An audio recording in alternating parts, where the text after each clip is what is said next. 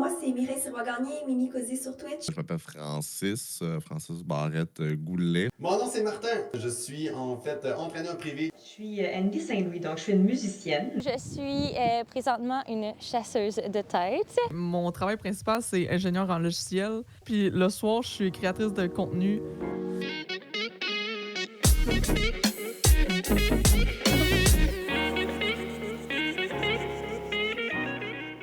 Moi, Twitch, je m'en sers surtout. Au début, je m'en servais d'une plateforme de pratique. Donc, je voulais l'utiliser pour améliorer mon piano parce que je jouais plus beaucoup de musique si c'était pas sur un spectacle. Donc, j'ai commencé vraiment parce que je voulais pratiquer. Mais c'est devenu quelque chose de vraiment plus gros. Twitch, pour moi, c'est une occasion de laisser aller toute ma créativité. Tu sais, sky is the limit, si on veut. Tu sais, avec Twitch, c'est ça, tu sais, c'est mon imagination, la limite. Je peux tout faire. Tu sais, je pourrais décider de juste faire des jeux vidéo, mais moi, c'est pas ça mon but. Moi, je vais aller plus loin que ça. Moi, c'est comme, OK, j'ai une idée. Qu'est-ce que je peux faire pour la rendre encore plus hot?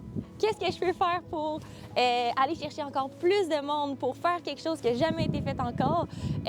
Puis ça vient stimuler mon cerveau puis mon besoin de créer. Twitch, pour moi, c'est la plateforme, pas mal une des plateformes pour être en contact direct avec ta communauté.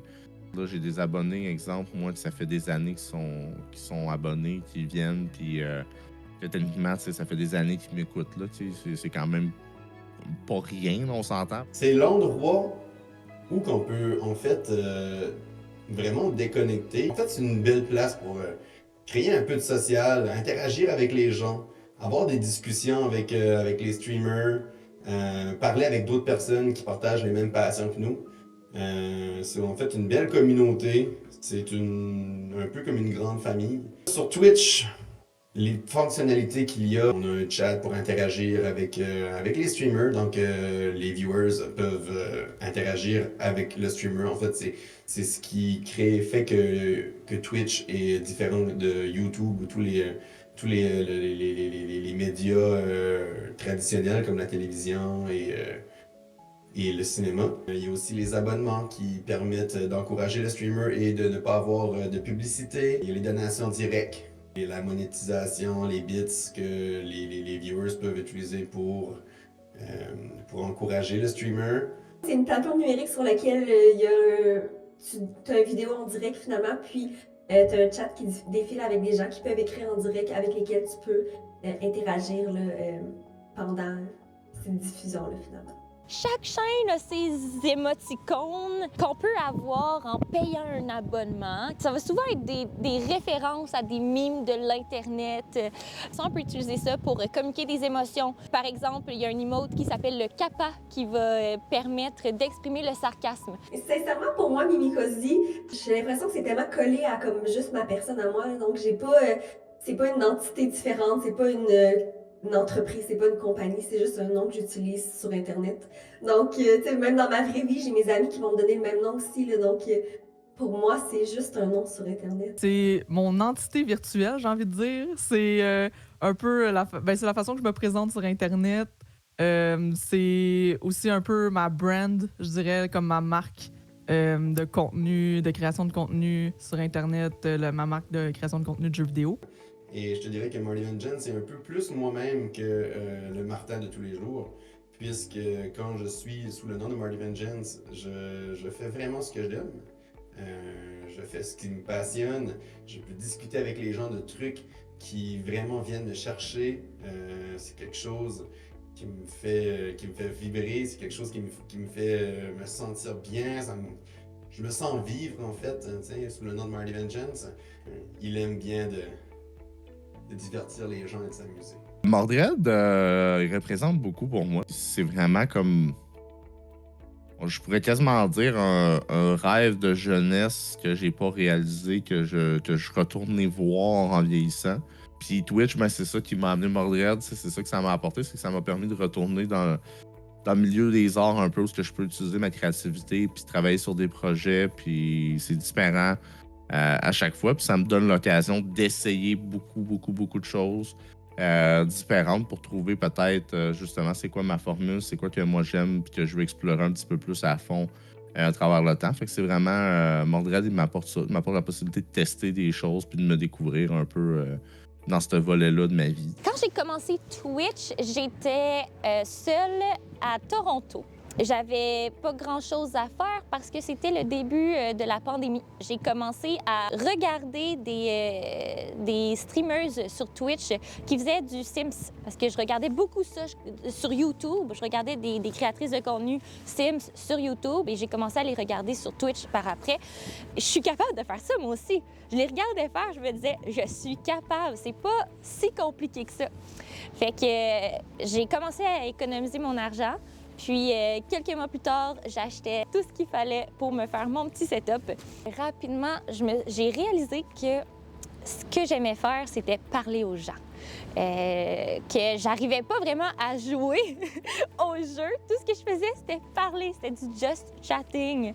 Donc, j'ai décidé de mettre les jeux vidéo de côté. J'ai commencé le just chatting. Puis c'est comme ça qu'ensuite, j'ai évolué puis j'ai fini par trouver ma niche finalement sur Twitch. Le streaming, ça fait longtemps que je connais. Moi, j'ai connu la plateforme avant Twitch, qui était Justin TV.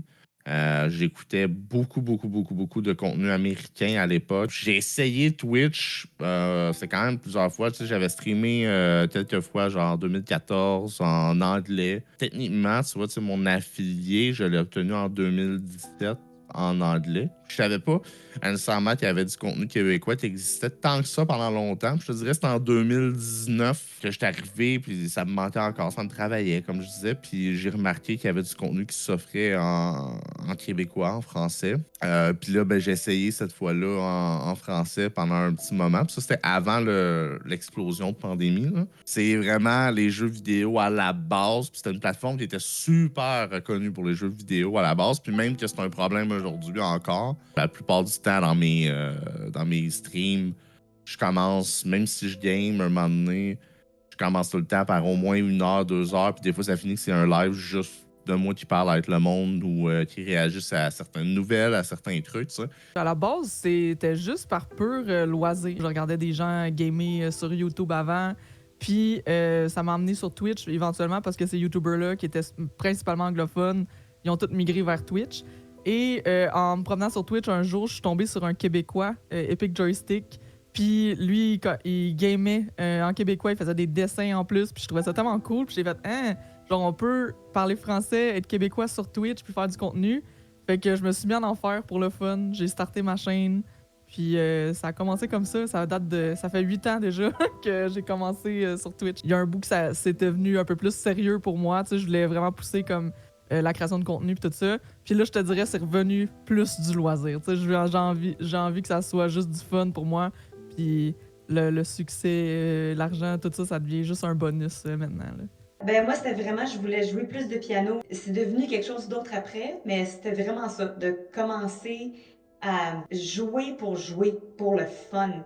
Puis pas nécessairement toujours dans le but de faire un spectacle. Depuis le début, je pense que ce qui me motive le plus à streamer, c'est l'idée de voir jusqu'où est-ce que ça va me mener. Ça fait 2 ans et demi que je stream à peu près, puis il s'est tellement passé de choses en 2 ans et demi. J'ai tellement vécu en 2 ans et demi comparé à avant dans ma vie. J'ai participé à des événements, j'ai participé à des concours, dont la phase des Internet, que j'ai gagné comme super championne.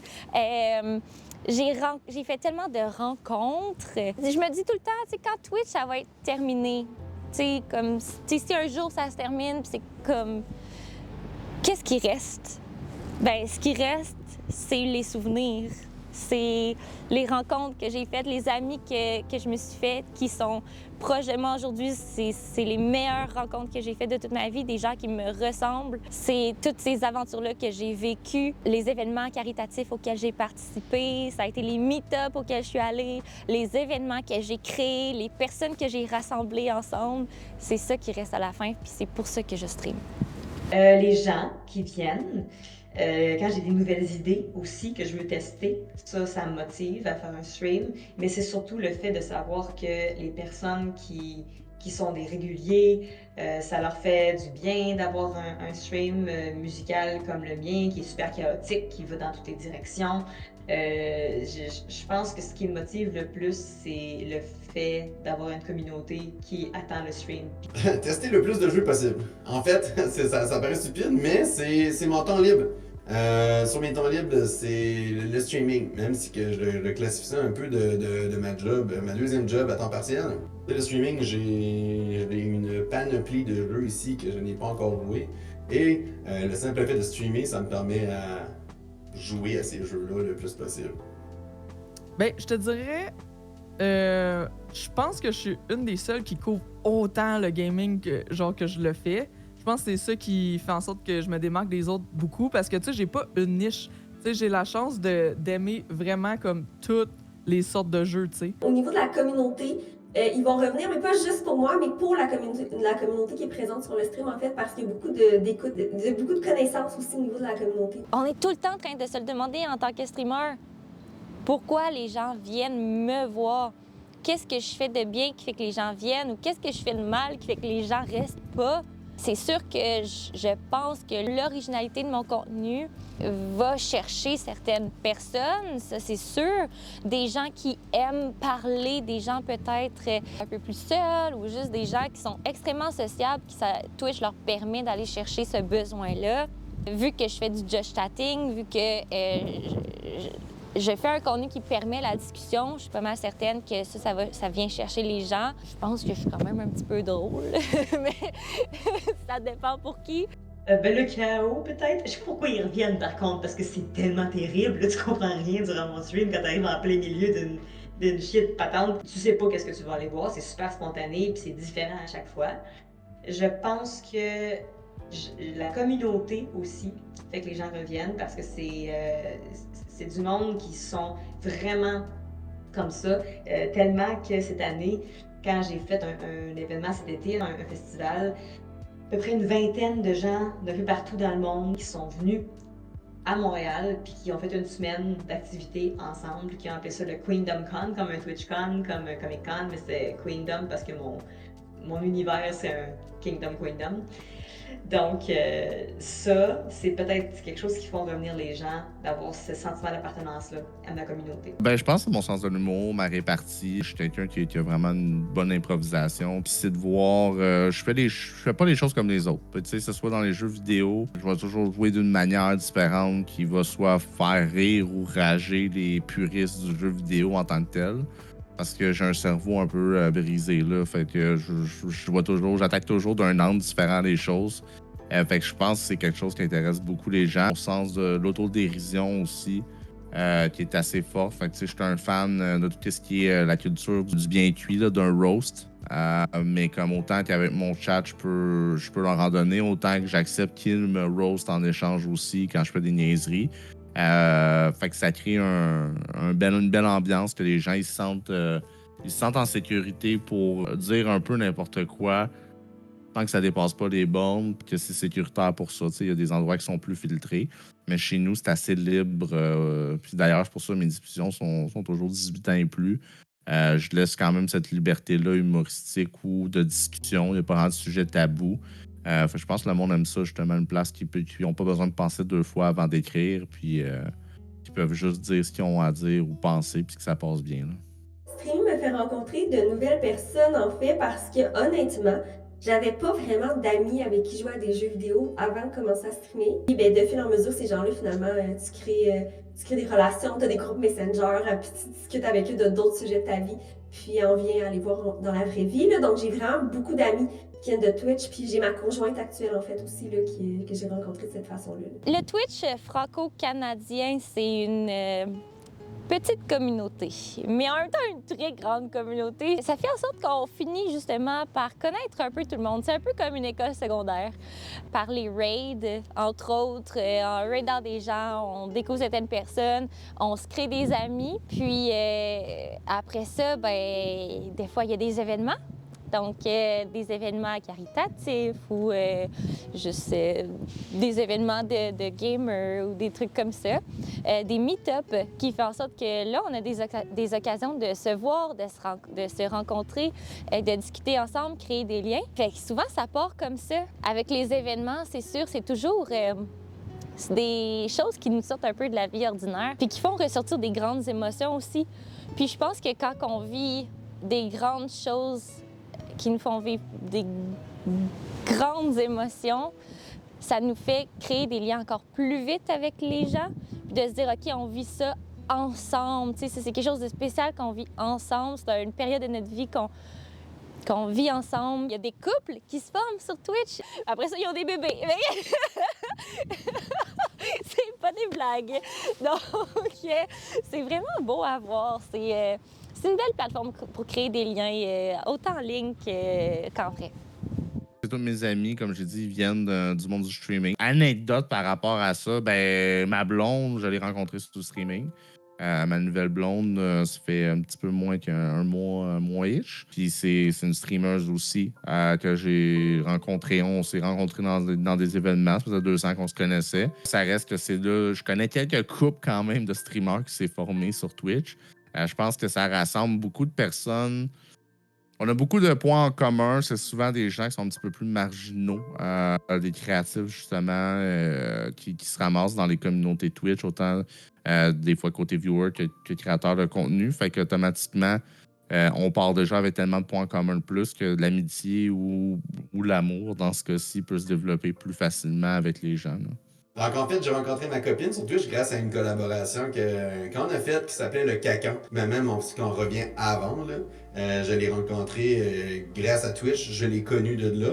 Puis ensuite, on s'est rencontrés et on a fait des collaborations ensemble, IRL. Et à partir de là, ça a créé quand même des liens ensemble. Et aussi, j'ai quand même plusieurs amis avec lesquels j'ai eu des collaborations ensemble, que j'ai juste passer du temps, c'est qu'on parle, mettons, tu sais, Alsonic, qui est un autre streamer du Nouveau-Brunswick que j'ai rencontré grâce à Twitch, Will Pitiqui, Adrodem, tu sais, ce sont des amis qui sont très, très, très proches de moi, que j'ai rencontrés grâce à Twitch.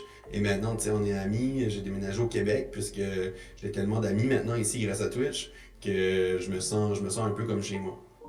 Je streamais dans un sous-sol de maison. Il n'y avait pas de bureau. J'ai pris 2 petites tables pliantes, là, tu sais, les petites tables pliantes en bois, là. Je les ai tapées ensemble. J'ai pris des livres pour mettre mon écran dessus. C'était très chambranlant. Et ça, j'ai placé ça dans mon garde-robe. Et les étagères de mon garde-robe me servaient pour mettre ma caméra puis mes lumières. Et je n'avais pas de chaise parce que c'était un appartement qui était comme tout fourni puis je ne pouvais pas comme apporter mes meubles, genre. Je streamais dans une chaise berçante. Avec 2 chaises pliantes que j'avais tapées dans mon garde-robe. Je pars de loin, là. Oh, au début, c'était tellement boboche. Mais c'est ça que j'aime. J'ai pas attendu que ce soit parfait pour commencer. J'avais une webcam, j'avais un micro que j'utilise pour parfois mes chansons. J'avais un décor avec des moustaches. C'était un rideau que j'avais mis. C'est pas un rideau, c'est un foulard que j'avais mis. C'était pas un rideau pour Movember. Et j'avais mis des rideaux. C'était lettre. Mais c'était parfait parce qu'il fallait que je commence quelque part. Puis après, tu vois la progression à aujourd'hui. Là, j'ai 2 caméras qui changent, 3 caméras en fait. J'en ai une pour mon piano, j'en ai 2 une pour ma face générale, puis une de côté un petit peu plus, puis ça change automatiquement. Donc c'est fun de voir la progression quand tu t'améliores, puis quand tu arrives avec plus de matériel. À mes débuts, c'était horrible. Ça ressemblait un peu à une présentation PowerPoint faite par un élève de 4e année. Donc, c'était un peu des gifs partout, animés, avec des lettres vert néant. Les alertes, c'était des loups. Il y avait des loups qui apparaissaient partout. Donc, c'était vraiment du travail que j'appelle un peu professionnel. Mais on a tous passé par là. On a tous eu un peu de mauvais goût. J'essaie de vivre dans le moment présent et de pas voir le futur parce que je pense que ce qui arrive avec mon stream, étant donné que je travaille et j'étudie en live, à partir du moment que je termine mon école, qu'est-ce qui se passe? Est-ce que j'ai un employeur qui me permet de faire ça? La majorité des employeurs ne le veulent pas parce qu'on dirait qu'ils sont pas capables de concevoir que tu peux travailler 45 minutes, avoir 15 minutes de pause et être vraiment productif. Finalement, là, ils veulent croire qu'on travaille 8 heures de temps toutes les journées. Constamment concentré. C'est comme le fait pour moi d'imaginer un futur de stream, c'est juste angoissant en fait parce que je me dis je sais pas, il va falloir que je change de contenu encore. Je pourrais pas continuer à faire ce que je fais actuellement. Mais ça va, j'en ai encore pour 4 ans. Donc, c'est ça, je veux vraiment, genre, je veux me stabiliser. Je pense que quand tu commences à streamer, t'as une recherche aussi de ton branding, là. Fait que t'essaies des choses, t'essaies de voir ton contenu plus loin. T'as vraiment une obsession aussi avec le nombre de personnes qui sont sur tes streams. Donc, tu veux voir ton chiffre augmenter. Tu veux te rendre à 300 viewers. Tu veux been there, done that. C'est comme, c'est ça qui m'intéresse. Fait que je veux vraiment stagner. Aller chercher d'autres personnes puis que ça grossisse à ce niveau-là, ça va. C'est pas une obligation. Si on grossit pas, je suis correcte avec ça aussi. Mais sincèrement, je veux stagner. Ben, tu sais, je pense que mon stream, comme je t'ai dit, là, j'essaie de créer du contenu un peu différent par ailleurs, que ce soit le podcast audio, justement, qui donne un feeling plus radio, c'est quelque chose qui m'intéresse aussi. Ça fait que j'ai goût d'explorer plein de milieux, mais j'ai envie, ce que je veux, en fait, avec le stream puis Twitch, c'est que peu importe ce qui se passe avec ma carrière artistique, tu sais, si un jour j'anime à la radio, on s'entend que ça va être ma job, mais je voudrais toujours garder une présence sur Twitch. Je veux que ça reste ma place à moi qui est sécuritaire, que je peux aller gamer ou jouer ou faire des petits concepts le fun avec ma communauté puis garder ce lien-là avec eux.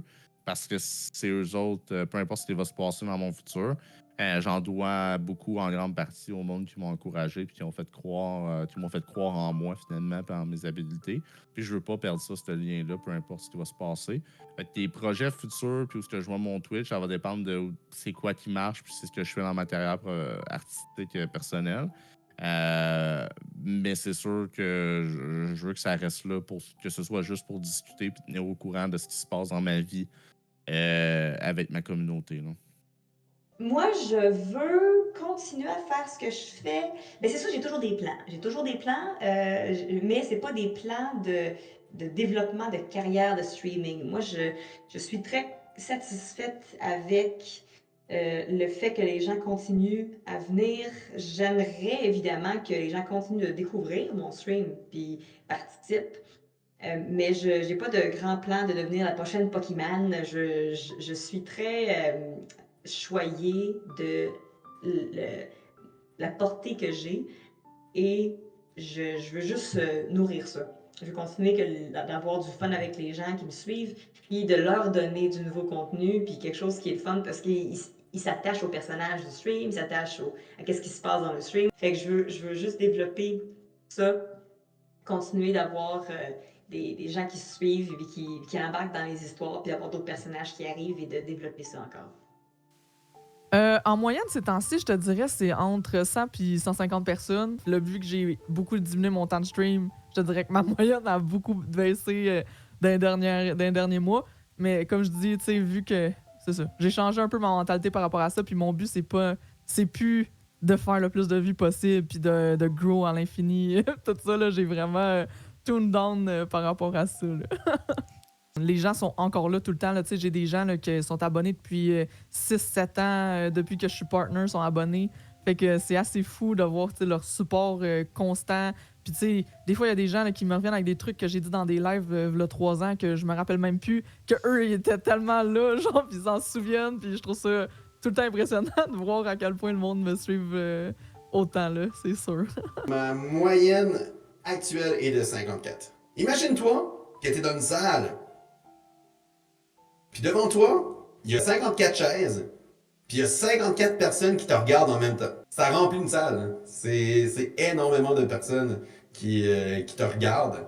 Mais pour l'instant, oui, je suis très, très, très reconnaissant aussi qu'il y ait cette petite crowd, cette petite foule de personnes qui viennent me voir, qui choisissent moi et non quelqu'un d'autre, tu sais, pour participer justement et me regarder.